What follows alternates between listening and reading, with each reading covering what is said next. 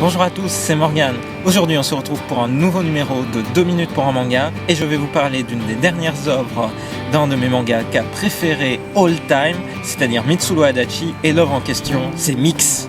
Mix a démarré en 2012, c'est une série qui compte à l'heure actuelle 9 tomes. Il est publié dans le Monthly Shonen Magazine au Japon, qui est un magazine de shonen manga, donc de manga pour adolescents. Et c'est la déclinaison mensuelle du Weekly Shonen Magazine dans lequel était paru il y a plus de 30 ans Touch. Si je sors ces deux mangas, ce n'est pas par hasard, c'est qu'en fait Mix se passe dans le même univers que Touch.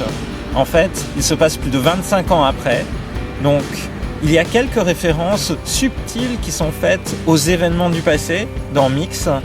C'est plutôt malin, ça éveille la curiosité du lecteur qui avait accroché à Touch à fond. Moi je fais partie des gens qui dans les années 80 ont adoré regarder l'adaptation animée connue en France sous le nom de Théo ou la batte de la victoire, et j'avais beaucoup apprécié lire ensuite le manga publié aux éditions Glénat. Et avec Mix, le mangaka reprend ses thèmes fétiches, le baseball, les triangles amoureux, l'été, l'adolescence.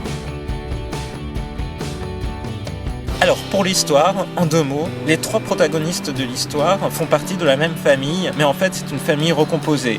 Alors il y a Otomi, Soichiro qui sont issus de la même fratrie, et il y a aussi dans la même famille Toma, mais qui n'est pas issu des mêmes parents. On est face à un trio de personnages comme les affectionne Adachi, alors avec des relations de rivalité ou de semi-séduction. Les personnages ont 12 ou 13 ans, ils sont juste à l'orée de leur vie d'adolescent quand le manga débute. Et puis, en fait, l'histoire se passe au collège Meisei, c'est-à-dire le même collège que celui dans lequel avait débuté Touch et pour lequel on avait suivi peu à peu les victoires qui visaient à aller au Koshien, c'est-à-dire le tournoi national de baseball lycéen japonais, qui est une vraie institution là-bas. D'ailleurs, j'avais eu l'occasion d'y aller et c'était assez impressionnant de voir une telle ferveur pour du sport lycéen. Pour vous donner un ordre d'idée, le stade est plein, les matchs sont diffusés sur la NHK, donc l'équivalent de TF1 en France, et c'est une institution d'année en année. Alors, je ne vais pas vous déflorer l'intrigue, juste vous dire que l'histoire de Mix, c'est l'histoire de toute une ribambelle de personnages, dont ce trio que j'ai présenté juste avant, il y règne une bonne atmosphère. Adachi est fort pour distiller les mystères dans le quotidien et vous rendre accro à l'évolution des personnages. Donc moi, c'est vraiment une lecture que j'adore, même si la recette peut sembler toujours un peu la même, il y a toujours un peu d'originalité qui fait que c'est comme un bon pot de confiture, on y revient encore et encore. Voilà pourquoi je vous recommande Mix, c'est publié aux éditions Delcourt Tonkam en France. Voilà, j'espère que cette chronique vous a plu, et je vous dis à bientôt dans une prochaine vidéo sur la chaîne de Rosalis. Bye bye.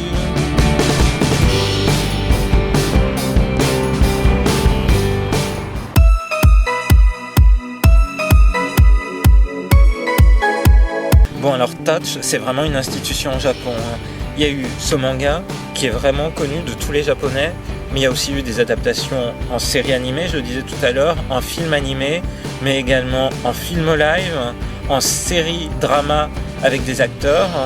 La dernière adaptation date de 2005, mais si on parle de Touch à n'importe quel Japonais dans la rue, que ce soit quelqu'un qui lit des mangas ou pas, en fait, par le biais de ces multiples adaptations, il en a entendu parler. Moi, par exemple, mes professeurs de japonais qui ne lisent pas particulièrement de manga, évidemment qu'elles connaissent Touch.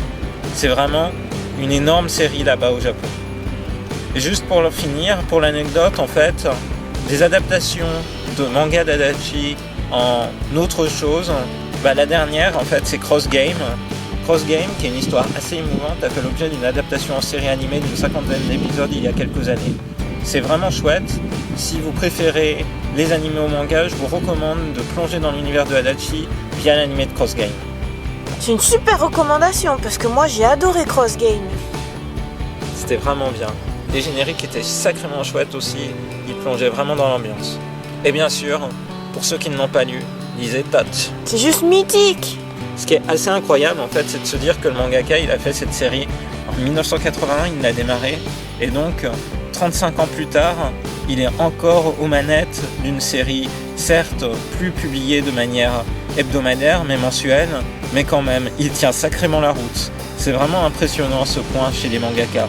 Il n'y en a pas tant que ça quand on y réfléchit, des mangaka avec une carrière aussi longue, puisque d'autres comme Akira Toriyama, après le succès de Dr. Slump et de Dragon Ball, en fait, ont pris plus ou moins leur retraite, même s'ils ont encore des projets, mais ils n'éditent plus de manga de manière hebdomadaire ou mensuelle. Mais des auteurs comme Adachi, on va dire, il y a Rumiko Takahashi qui a continué, quelques auteurs comme ça, mais souvent en fait les auteurs, après le succès majeur qui peut les avoir fait connaître, ont tendance à continuer à faire vivre leur licence, mais pas forcément à continuer le rythme de fou qui est une publication hebdomadaire ou mensuelle.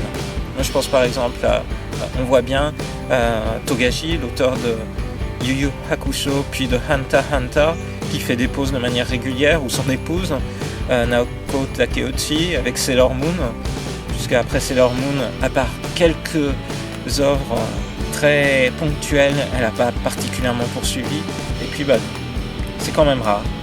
Peut-être d'autres idées en tête? Non, c'est vrai, des mangaka mythiques de l'époque qui poursuivent, il n'y en a pas tant que ça, effectivement.